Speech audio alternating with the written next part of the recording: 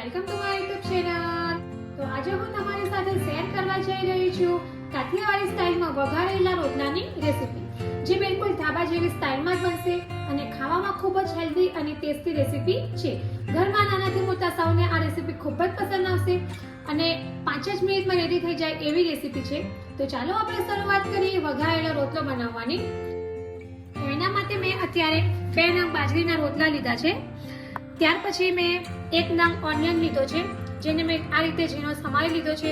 ત્યાર પછી 1 નંગ લીલું મરચું છે, જેને મેં આ રીતે સમારી લીધું છે। ત્યાર પછી ચપટી હિંગ છે, જીરું છે, રાઈ છે। ત્યાર પછી 1 કપ બટર મિલ્ક છે। ત્યાર પછી હળદર છે, ધાણા જીરું પાવડર છે, સોલ્ટ છે અને મીઠા લીમડાના પાન છે। તો આપણે શરૂઆત કરીશું વઘારેલો રોટલો બનાવવાની। તો એના માટે આપણે સૌથી પહેલા આ જે રોટલો છે તેને આ રીતે આપણે નાના પીસમાં કટ કરી લઈશું।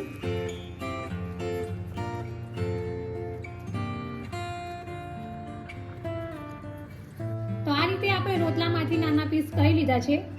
ત્યાર પછી હવે આપણે લસણની ચટણી બનાવીશું। તો લસણની ચટણી બનાવવા માટે મેં અત્યારે ખલ લીધો છે।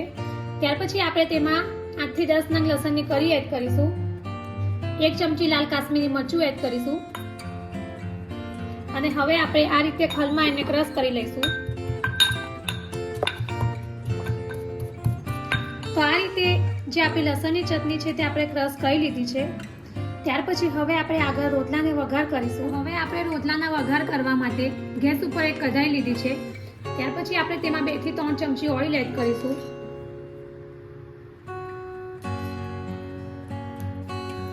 ત્યાર પછી આપણે ઓઇલમાં રાઈ એડ કરીશું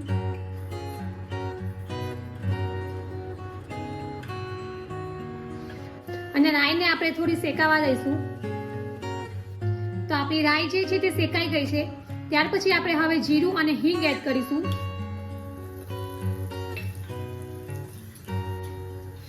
ત્યાર પછી હવે આપણે આ જે ગ્રીન મરચા છે અને ઓનિયન છે તે એડ કરીશું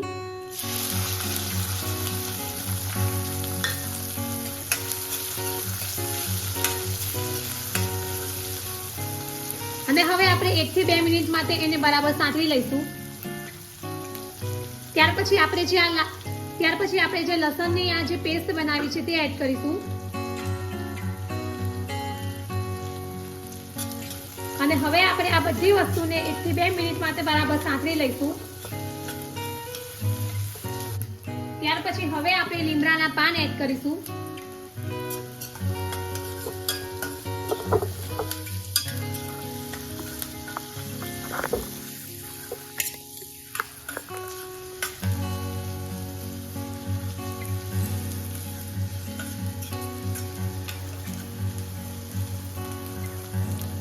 ત્યાર પછી આપણે આ જે મસાલા છે તે એડ કરીશું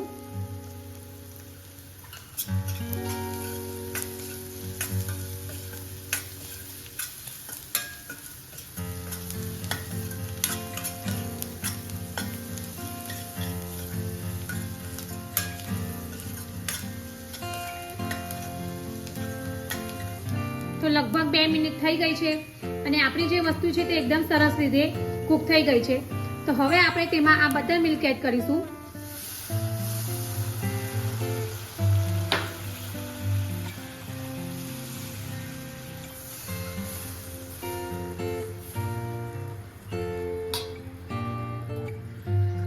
અને હવે આપણે આ મિશ્રણને થોડું ઉકળવા દઈશું।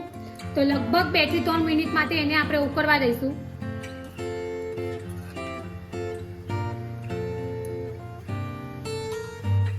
તો લગભગ 3 મિનિટ થઈ ગઈ છે અને આપણી છાશ પર એકદમ સરસ રીતે ઉકળી ગઈ છે। તો હવે આ સમયે આપણે જે આ રોટલાના પીસ કર્યા છે તે એડ કરીશું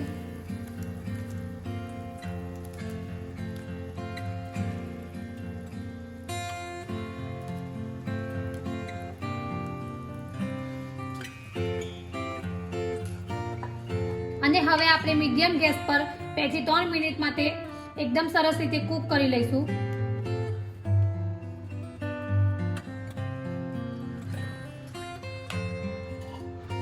તો હવે લગભગ 3 મિનિટ થઈ ગઈ છે અને આપણી ગ્રેવી જે છે તે એકદમ સરસ જાડી થઈ ગઈ છે।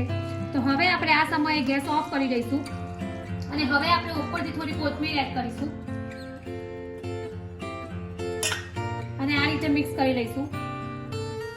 તો આ જે રોટલો છે તે ગરમા ગરમ જ ખાવાની મજા આવે છે. તો હવે આપણે આપણો જે વઘારેલો રોટલો છે તે રેડી છે, એને સર્વિંગ પ્લેટમાં સર્વ કરીશું. તો રેડી છે એકદમ ટેસ્ટી અને ચટાકેદાર એવો કાઠિયાવાડી સ્ટાઇલમાં વઘારેલો રોટલો. તો આ રેસીપી છે તે ખૂબ જ ઓછા સમયમાં રેડી થઈ જાય છે અને બિલકુલ ધાબા સ્ટાઇલ જેવો જ રોટલો બન્યો છે. તો તમે પણ એકવાર જરૂરથી આ રોટલાની રેસીપી ટ્રાય કરજો અને કમેન્ટ બોક્સમાં મને જણાવજો કે તમને મારી આ રેસીપી કેવી લાગી છે. જો તમને મારી આ વઘારેલા રોટલાની રેસીપી પસંદ આવી હોય તો મારી ચેનલને લાઈક અને શેર જરૂરથી કરજો અને આવી જ બીજી નવી રેસીપીઓ જાણવા માટે મારી ચેનલને સબસ્ક્રાઇબ કરવાનું ભૂલતા નહીં.